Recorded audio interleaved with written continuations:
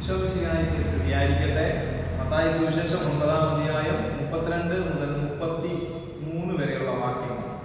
അവർ പോയി കഴിഞ്ഞപ്പോൾ പിശാച് ബാധിതനായ ഒരു ഊമനെ ജനങ്ങൾ അവന്റെ അടുക്കൽ കൊണ്ടുവന്നു.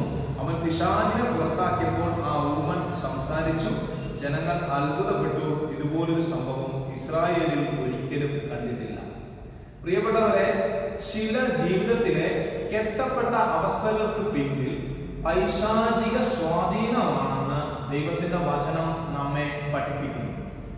ബോധപൂർവം പാപം ചെയ്യുന്ന ഒരു വ്യക്തി പാപം ചെയ്ത് പാപത്തിന് അടിമയായി തീരുമ്പോൾ അവന്റെ മേൽ പിശാച് അധികാരം നടത്തുക തന്നെ ചെയ്യും.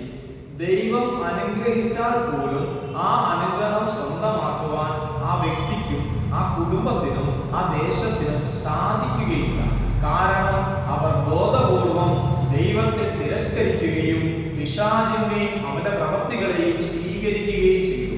നമ്മുടെയൊക്കെ ചില വീടുകളിൽ പലപ്പോഴും കൃപ നഷ്ടപ്പെട്ട് കഴിയുമ്പോൾ കുടുംബത്തിൽ സമാധാനം നഷ്ടപ്പെടും. ഭിന്നത, കലഹം, വെറുപ്പ്, വിഭാഗീയ ചിന്ത, മാത്സര്യം ഇവ നമ്മുടെ മേൽ ആധിപത്യം പുലർത്തുന്നു. എന്ത് ചെയ്താലും ക്രമരാഹിത്യങ്ങൾ പൂർണ്ണമായും നമ്മെ വിടാതെ പിന്തുടരുന്നു.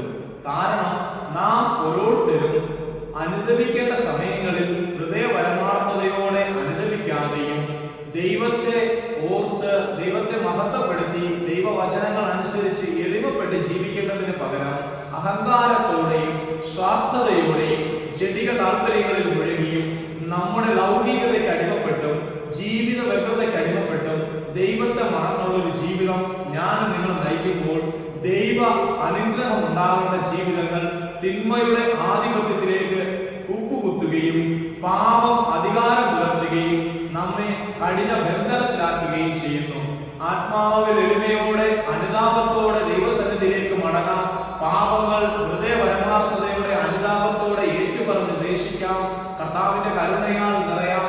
ജീവിതം ഊമൻ സ്വതന്ത്രനാക്കപ്പെട്ടതുപോലെ ക്രിസ്തീയ സ്വാതന്ത്ര്യം അനുഭവിക്കുവാൻ എനിക്കും നിങ്ങൾക്കും ഇടയാകട്ടെ. നമുക്ക് പ്രാർത്ഥിക്കാം.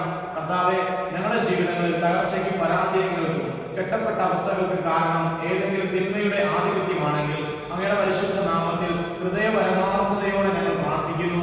യേശുവിന്റെ പീഡാസഹനങ്ങളുടെയും കുരിശുമരണത്തിന്റെയും അനന്ത യോഗ്യതയാൽ ഞങ്ങളുടെ പാപങ്ങളും പാപത്തിലേക്ക് ഞങ്ങൾ നടന്നത് വഴി ഞങ്ങളുടെ മേൽ വന്നുപോയ ബന്ധനങ്ങളും എടുത്തുകൊണ്ട് ഞങ്ങൾക്ക് വേണ്ടി പരിഹാരം ചെയ്ത യേശു ക്രിസ്തുവിന്റെ പരിശുദ്ധ രക്തത്തിന്റെ പരിശുദ്ധ നാമത്തിന്റെ പീഡാസഹനത്തിന്റെ കുരിശുമരണത്തിന്റെ യോഗ്യതയാൽ ഞങ്ങളിൽ നിന്ന് ഇവ നീക്കിക്കളയണമേ എന്ന് പ്രത്യേകം പ്രാർത്ഥിക്കുന്നു. ഹൃദയ പരമാർത്ഥതയെ അനുദപിക്കുവാനും പാപങ്ങളെ വെറുത്തുപേക്ഷിച്ചുകൊണ്ടൊരു ജീവിതം നയിക്കുവാനും ഞങ്ങൾക്ക്